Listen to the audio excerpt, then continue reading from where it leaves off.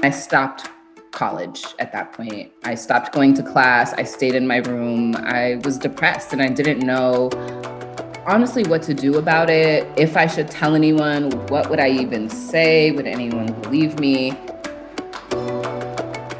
Hi, I'm Grasie Mercedes, and welcome back to Not Blank Enough, a podcast about everyday insecurities and triumphs. Today, I'm chatting with wellness, fashion, and beauty content creator Vic Styles. We talked about her upbringing as a military brat, what she learned from being a mean girl in high school, and how she got into styling and fashion. All this and more in this episode we titled Not Normal Enough.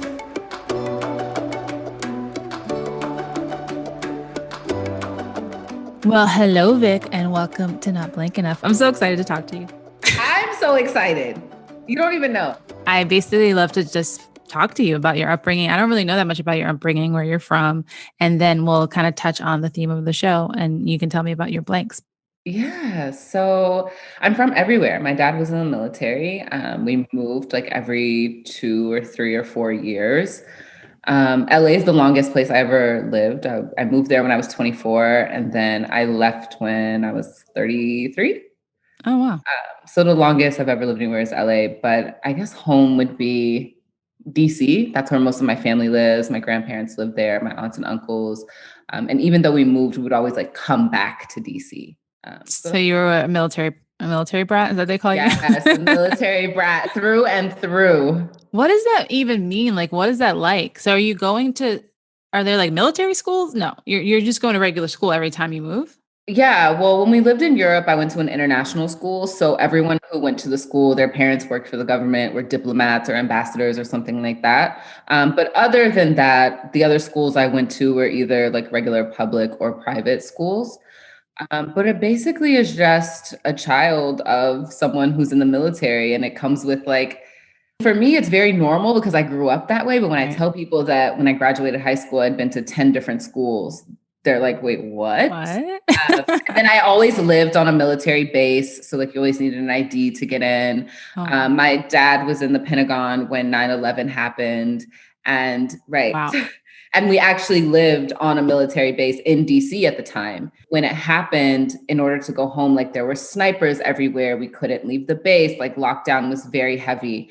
And so moments like that make me realize, oh shit, like my dad was in the military. Yeah.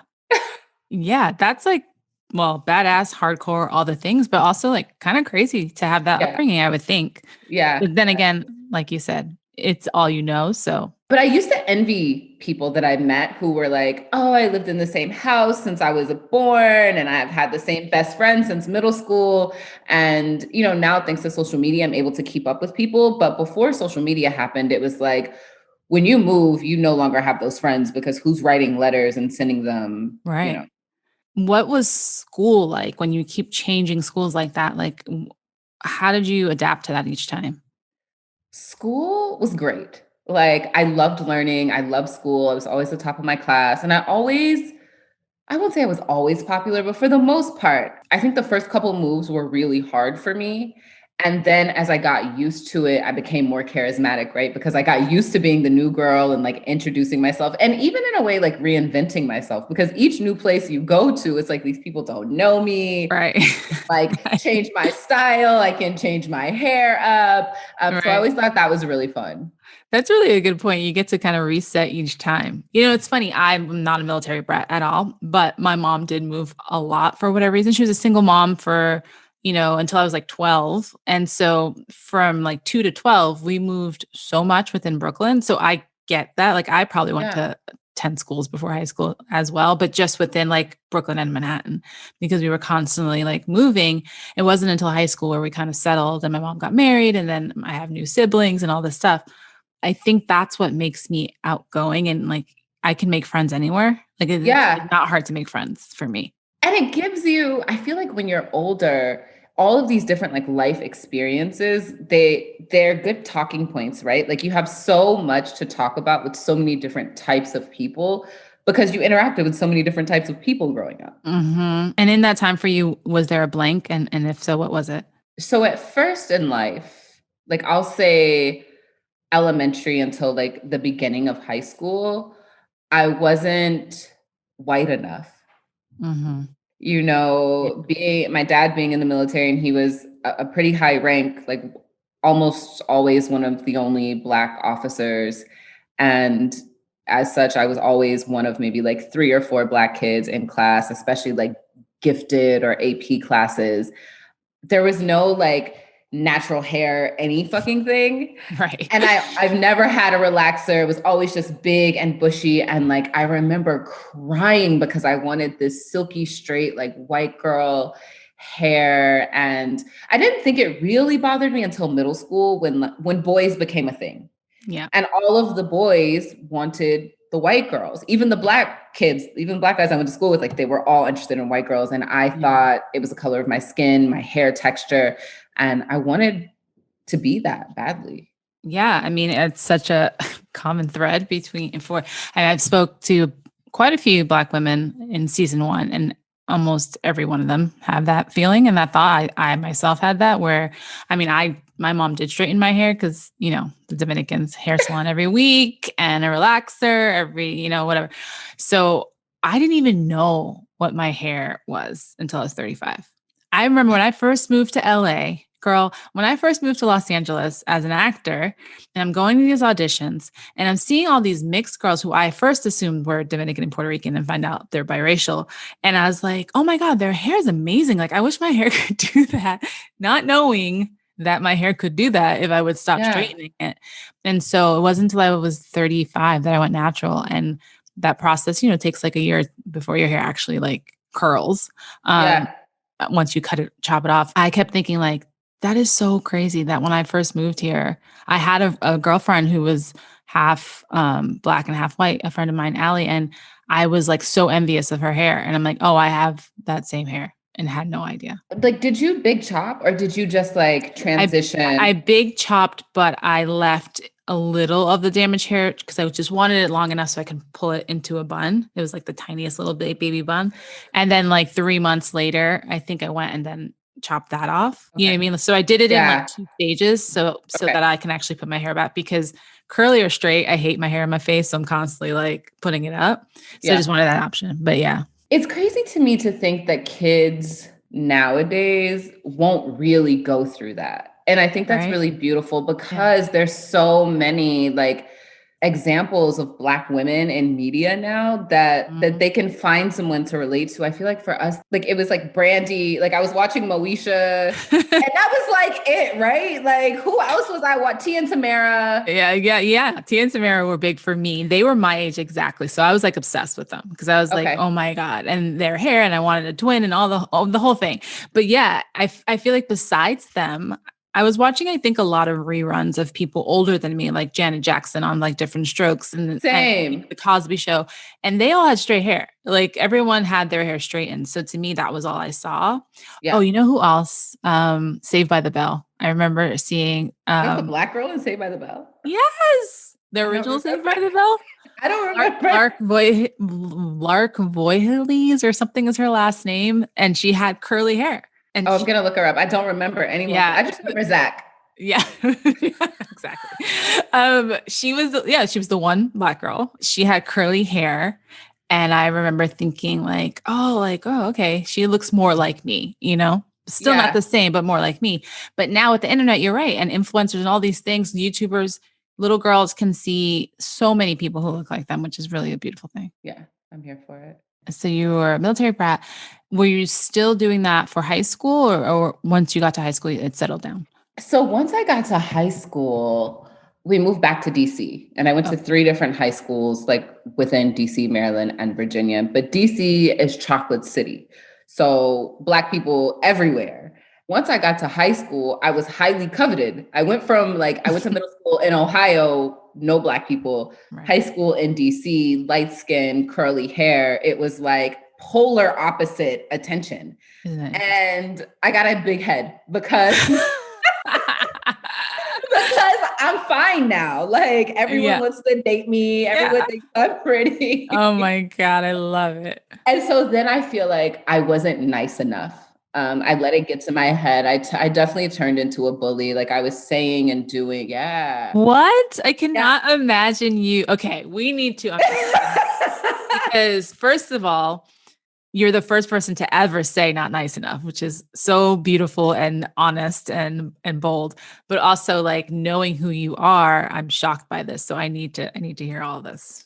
Overcompensating. Like I Yeah. spent so much time not being noticed. And even though I was popular, I wasn't like the pretty popular girl. Mm-hmm. It was mostly based on how I dressed and because I was smart, right? But I got made fun of, like people would make fun of my teeth and my hair. And again, when I got to high school, I got my braces off. By that time, I had had like 6 teeth pulled. So I'm a whole new person at this point. I'm feeling Right. myself. In my adolescent mind, I thought that it was okay to make fun of people.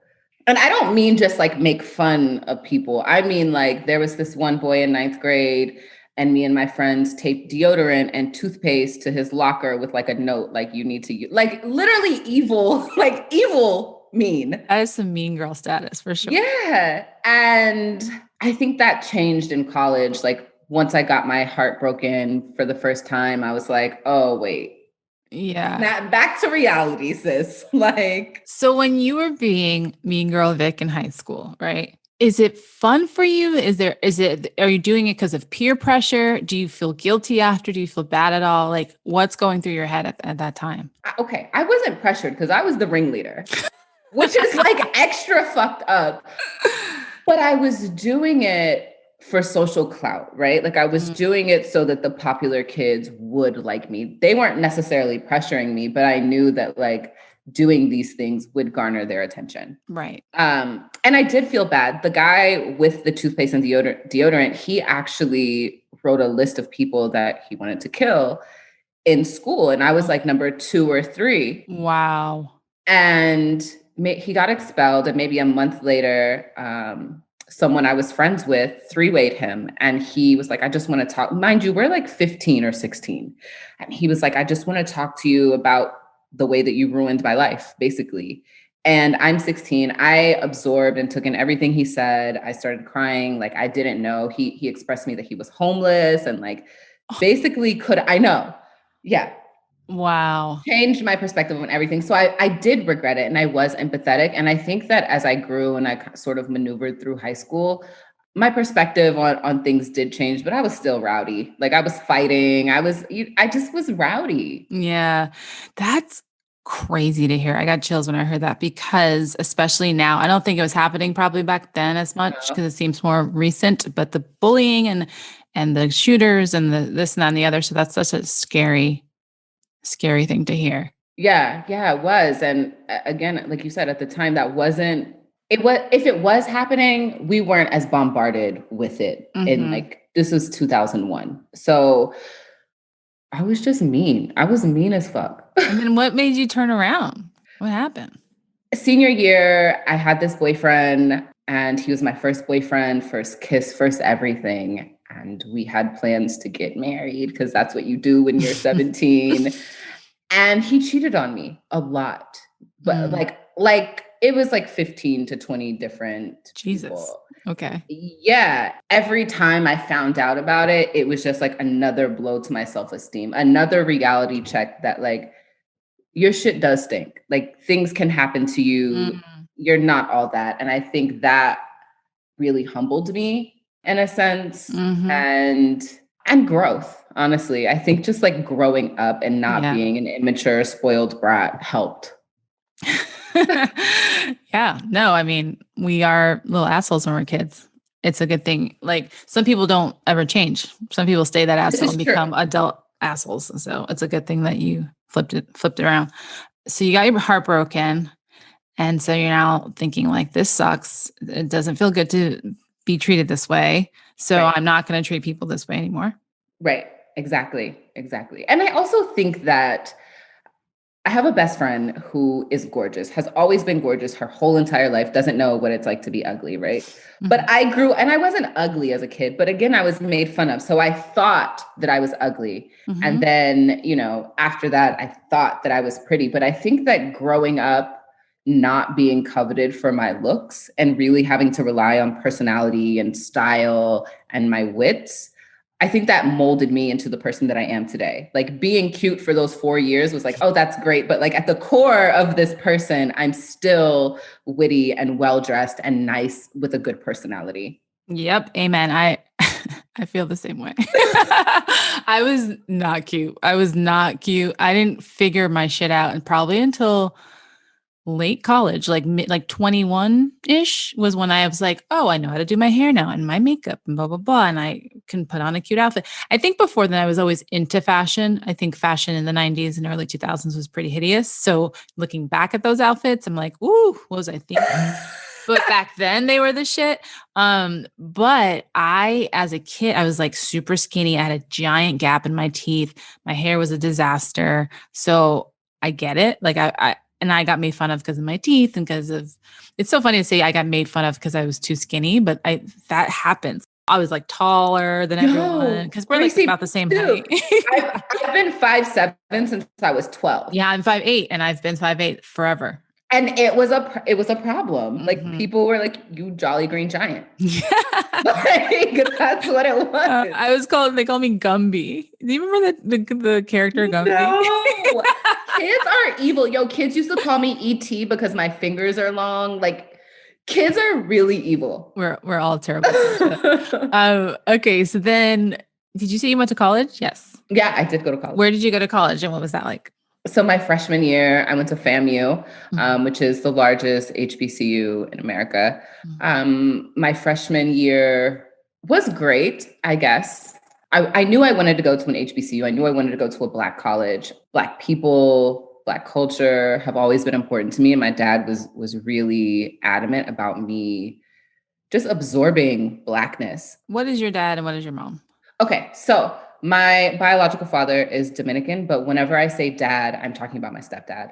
Got it. Okay. So my parents got married when I was 5.5. Mm-hmm. And so that's the only dad. So is your stepdad Black? My stepdad is Black. And your mom is? Creole, but from New Orleans, like not like Haitian Creole. Got it. Oh, yeah, cool. Yeah. Okay, great. So yeah, so you tapped in, you were in touch with your Blackness from an early age, which is fantastic. Went to this HBCU and had a typical freshman experience. You know, I lived in a dorm, I had a roommate, and I was popular on campus, like in little clubs and things. And my second semester, I also was like drinking and partying, of course, because what freshman isn't doing that? My second semester, I was sexually assaulted at a house party. Jesus. It was a really intimate party with friends that, you know, I hung out with almost every weekend. And that happened in March. And I stopped college at that point. I stopped going to class. I stayed in my room. I was depressed and I didn't know honestly what to do about it. If I should tell anyone, what would I even say? Would anyone believe me? So needless to say, I failed all of my classes. Oh, wow. I didn't tell my parents what happened. They were just like, oh, you went down there and you partied and you fucked off. You need to come home. Right. So at that point, my parents still lived in DC. My dad retired from the military and they moved to Alabama. And I decided, well, I'll just move with them and see if I even like it here. And if I do, maybe I'll go to school here. So I took a year off and then went to school in Alabama. Oh, how was that? I mean, that's a big change. DC to Alabama. Oh my God. First of all, before we moved, I was terrified because I was like, are Black people slaves there? Yeah, what? like I don't know. Segregation still a thing?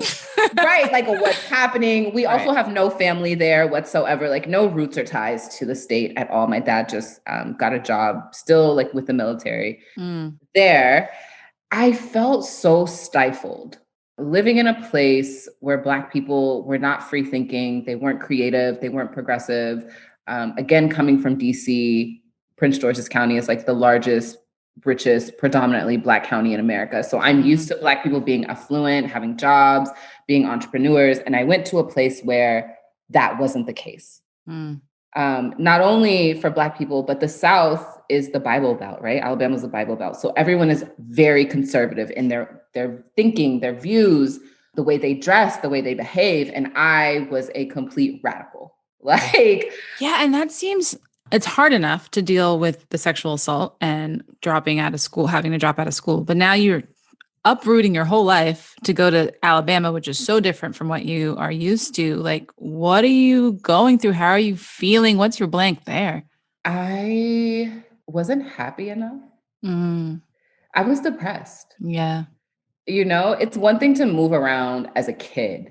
It's like, Right. it's exciting. It's fun. At this point, I'm 19. Like I have my friends. I have, who and how I think I'm going to be for life. And I go to this place and I'm not accepted. More of people are intrigued by me because you don't dress like everyone else. You don't talk like everyone else, but not an accepting and not Like an you're a freak show accepting. kind of. Exactly. Like I would show up to campus and everyone would stare. Like, what are you wearing? What are you saying? Why are you acting this way? And to make matters worse, I decided to join a sorority because because I thought, Wow. this is the way. This is how I'll fit in. This is how, like, A sorority in the South. Okay.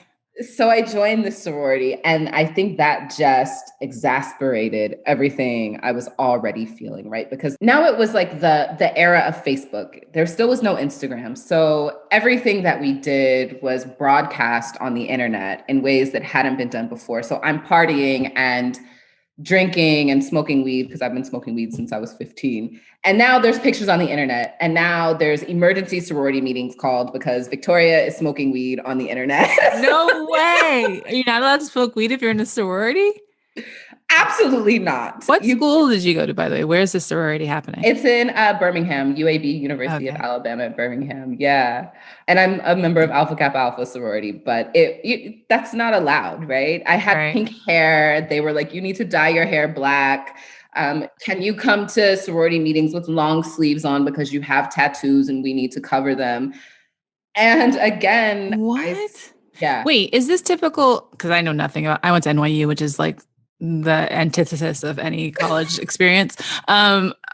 What is this normal for sororities or just absolutely? Oh, no, absolutely. Oh. When you think of a sorority, it's like high society, right? Oh, It's yeah, like no. you're supposed to be prim and proper and smart and, philanthropic. It's deeply rooted in sorority and fraternity culture to party and drink. Right. But you're not supposed to show that to the public, right? Got it's what happens in this house stays in this house. But again, the internet had just taken off. So we're all sharing everything on Facebook. But yes, this is very much sorority life, like cookie cutter. Yeah, I never thought I wanted to be in sorority. I think NYU maybe had some. I don't know. I don't think so. Maybe, I don't know. But I've never had interest in it. And I didn't even know that part of it. Knowing that part of it, I'm like, oh yeah, I would have been terrible at this. That's crazy. And I can't really picture you in that environment, but maybe you were like, I was the same person. You just felt like that's what you needed at that time. I did. And I felt, you know what? It wasn't just that. It was throughout my life, high school, elementary school, I always saw women in positions of power who were a part of this sorority, right? Like we have a very long line, Rosa Parks, Coretta Scott King, like there are lots of women that are a part of this organization. And I felt like I want to make roots in this organization. Like I want my legacy to be rooted in this, is what I felt like. I didn't know that it also came with compromising parts of myself. Right. And how did you deal with that? Did you just go along with it? I did go along with it, right? Because I'm a kid. Yeah, to fit in. But then we ended up getting in hazing trouble. And the sorority got kicked off the yard, which means basically for 2 semesters, I think 2 semesters, we were not active. But I personally was inactive for 2 years because of hazing. They open up an investigation, like the police get involved. It's a whole, hazing's a crime. What? Were you being hazed or you were doing the hazing? I was doing the hazing. Allegedly. I was allegedly. She's like, allegedly. I was hazing. Well, that's another thing that I see in the movies. And I'm like, why would anyone do this? Like, it's just crazy to me. But 35-year-old me is like, why would you do that? Mm-hmm. But 21-year-old me was all for it. Yeah. Yeah, I get that. And so when you're going through this process of being a sorority in the South, coming from DC, pink hair, tattoos, all this stuff, are you feeling like not normal enough, or I don't fit in enough, or like, what are you feeling? Every day, all day. Yeah. every day, all day. And so I made up my mind that I was going to work in fashion. I thought that I was going to be a buyer because from what I knew about buying, like you get to go to fashion shows and, I literally spent all of my time reading fashion magazines, reading books. Like I would watch the Style Channel like 4 o'clock in the morning and watch all the runway shows. And that was like the goal. And I worked at Express and my manager noticed like how enthralled I was. And she was like, have you ever heard of Rachel Zoe? Like you should look her up. And I started Googling and I ended up buying a book and I was like, I'm going to be a stylist. So I got a internship in LA at BCBG's corporate office in their buying department. And this was in 2009. So I moved to LA for 3 months and I fell in love. I was like, this is it. I'm moving to this place. I need to be here. Same. The first time it came to LA, I was like, this place is amazing. Because I was just like, it's like you get all the stuff you get in a big city, but then you get like hiking and beaches. And like, I was just like, oh my God, being born and raised in New York, never lived anywhere else in my whole entire life. I was just like, this is incredible. And so many people were like, you're from New York, you're going to hate LA. I was like, what is there to hate? I love it. I've never had a car. I love driving. Like, it's crazy. Did you go, like, what was the first trip when you went? This is actually a funny story I've never told before. When I was in high school, I danced on The Grind, and that's how old I am. MTV's The Grind, which was like a dance show they had. Yeah, exactly. And from that, I started doing like music videos. I was way too young to be doing this stuff. I was like 16, 17, dancing in music videos, blah, blah, blah, blah. That got me interested in acting. And I don't even know how this happened, but somehow me and my friend were walking down the street. Vin Diesel, before he was Vin Diesel, before he was like a huge star, was shooting a film. And one of the producers of the film was like, asked me and my friend Maria if we can be in the film. And we were like, okay, we were like 18. We're like, yeah, sure. So that kicked off me getting to know one of his producers, my friend dating his other producer, and then we getting to know him kind of. Cut to we're 19 and they all live in LA. And one of the producer guys was like, why don't you guys come visit? Vin's going to shoot his first big movie. He was going to shoot Saving Private Ryan. Oh my God. And so we stayed at his place with his roommate. And that was my first time in LA. I was 19 years old and we had the best time. And they were like so LA. So they showed us everything. And then it wasn't until after college, because I knew I wanted to go to NYU. It wasn't until after college, I was working on TV and like at around 25 was when I finally decided I'm moving to LA to become an actress. I'm done. Like I'm done trying to do all these other things. Like I know this is what I want to do. Stop avoiding it kind of thing. Yeah. And so that's when I moved. I was like, by the time I decided at 25, I think I moved here like 26. Okay. And I haven't looked back. Man, So you come to LA, you're loving it. You're working in fashion. You're working at BCBG. And then when did you start blogging? So I started a blog before so I didn't move to LA then. I just went for an internship. Oh, got it. And I went back to college. So I started a blog probably like 2007, even before I was in a sorority. Like I don't even know how again, fashion obsessed. One day I stumbled upon this website called fashiontoast.com. Oh, I remember. I love fashion. Threw me immediately. Yeah. And from there, I found Where Did You Get That with Karen Britchick. And then I found Carla Deras from Carla's Closet. And I was like, I'm going to do this. I like to write. I like to put outfits together and I love pictures. I'm just going to combine them all and start a blog. And I did. And it was called Fashion Equals Love. It was my baby. It was like just my little space on the internet. And no one in Alabama knew what the fuck a blog was or anything like that. What is this? It was the coolest thing ever to me. And then when did you finally decide you were moving to LA? After my internship, I knew I wanted to be in LA. Or I knew I wanted to work in fashion. I didn't know LA. I knew I liked LA, but I was like, as long as I work in fashion and get the fuck out of here, I'm fine. So I started applying everywhere, like every magazine, every stylist, everywhere, literally. And I got a call back from W Magazine to intern in some like fashion editorial department or something. And I had a friend, my mom's friend, her son lived in New York.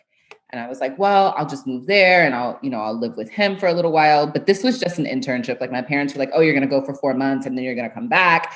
And 2 weeks before I was supposed to move to New York, his mom called my mom and was like, oh, Brandon found a friend he wants to live with. If Vic could like find another place. Gracie, the next day, I got an email from Taylor Jacobson, who at the time was like a huge wardrobe stylist. She had just been on the Rachel Zoe show. And she was like, oh, can you come in to the office next week for an interview for the intern position? So I'm sitting in class reading this email and I closed my computer and I walked the hell out of my class and I never went back. Oh my God, that's incredible. The next week, I was driving to LA with my mom and my dog. I found some girls on Craigslist to live with, and I moved. Holy cow, that's amazing. What a great leap to just like go for it. Like so many people don't go for their dreams like that. That's incredible. It was honestly the dumbest, smartest thing that I could have ever done, right? Like I PayPal'd these girls the rent money from Alabama. They're in LA. Like I showed up like expecting I did have an apartment, but like I couldn't have. They didn't have to be, that could have been a total scam. That could have went very wrong. Right. On so many levels. So that's around the time I feel like I met you because I had started blogging.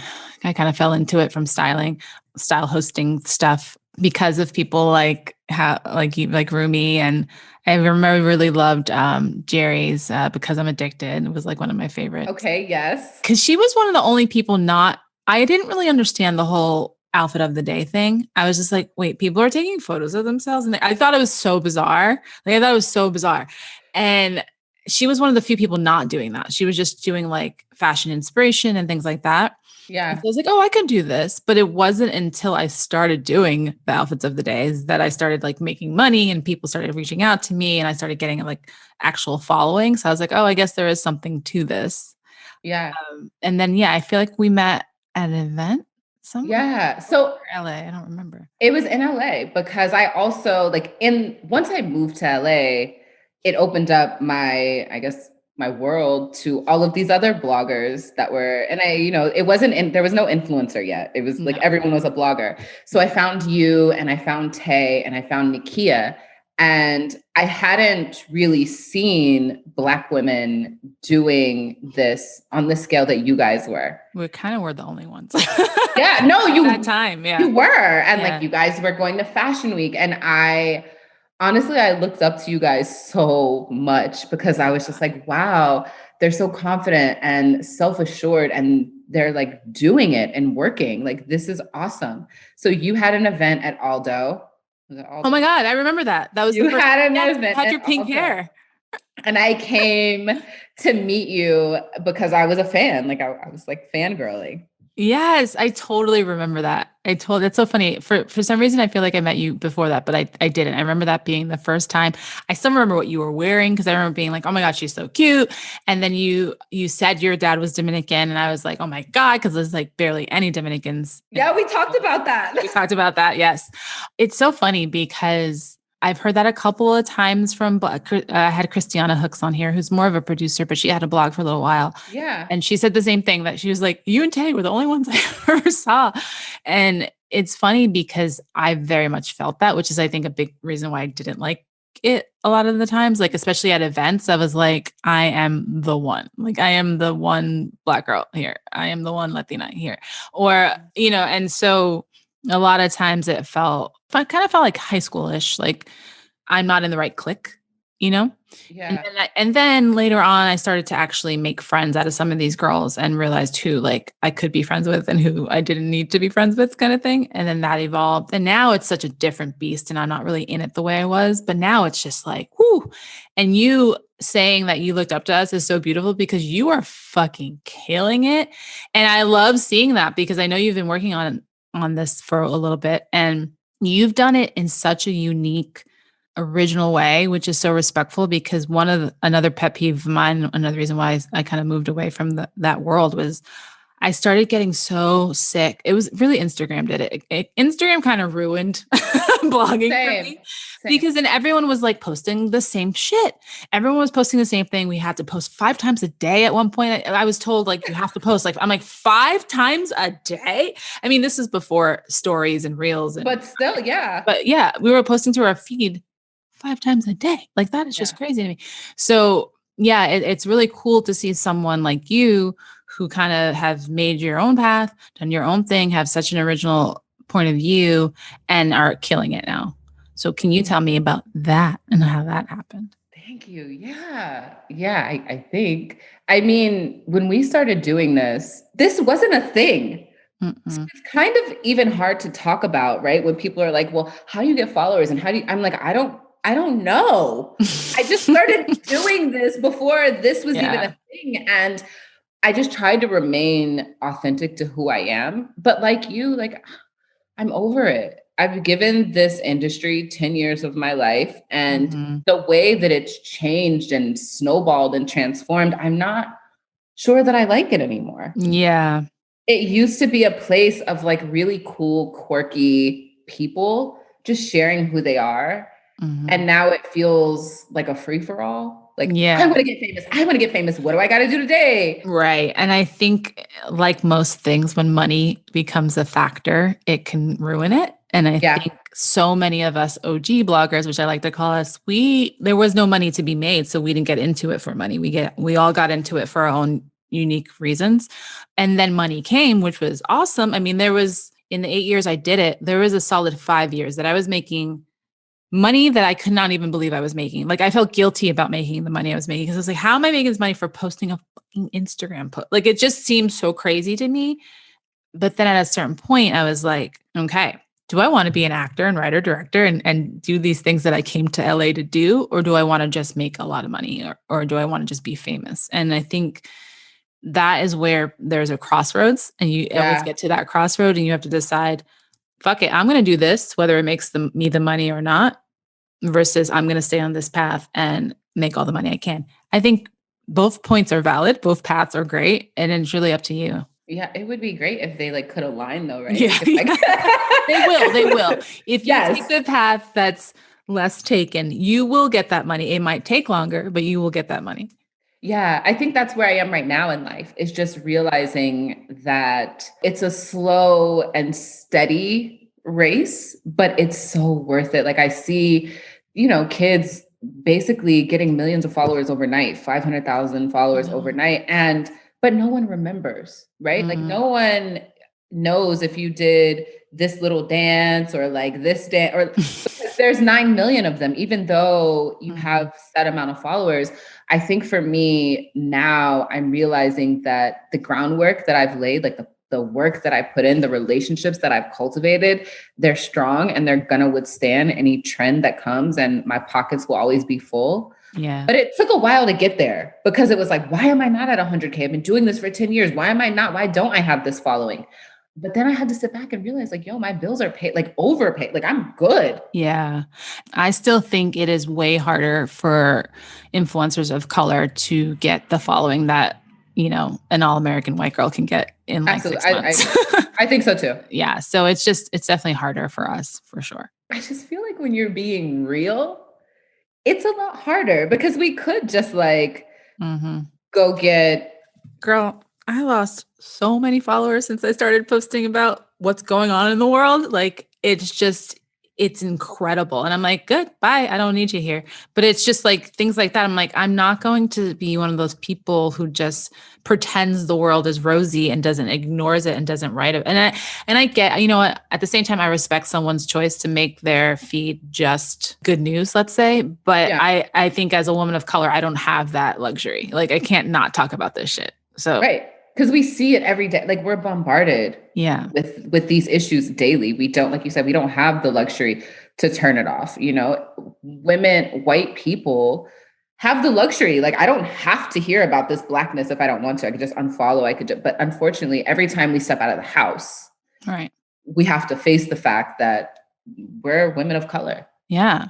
So today, Vic is a, well, incredible wellness and fashion and beauty influencer, and you're killing it. And what is your like day to day like now? And how are you feeling now? Also, you're in love. You have the cutest boyfriend. You guys are so freaking cute together. It's ridiculous. But go on. I'll let you talk. Thank you. Yeah, my day to day includes a lot of him. We live together. We work together. He's a creative, and he helps me take photos and videos and edits. And I feel like now peace and joy are at the forefront of what I want out of life. So every day I wake up, I guess, trying to cultivate that in whatever ways I can. Obviously, it's changing drastically because there's COVID or because there's riot. Like every day literally looks so different than the last day. But the one constant is that I am constantly aiming to cultivate peace and joy in my life. I love that. And what would you say is your blank now? Not normal enough. I really like naming this episode that, because you have kind of paved your own path throughout your life, and being like a military kid, then a mean girl, then a sorority girl, then a fashion girl. And then it's just like, I love it. You're so unique, and it's beautiful to see. Thank you. Thank you so much. I feel that. I feel like I've been so many different people in life, but they all, like in those moments, they all felt very much like me. Mm-hmm. But I also never felt like I really truly fit in, even now. Yeah. No, yeah. Yeah, I get that. I get that feeling of not fitting in all the time. We're going to call it not normal enough. Okay. And the last thing I'm going to ask you, is there anything you want to say to our audience as a takeaway of just like this whole theme of not blank enough? Yo, whatever your blank is, just live it up, right? Like, why do we have to fit in these little boxes? Like, what are these boxes that we've created or that society has created for us? And like, why?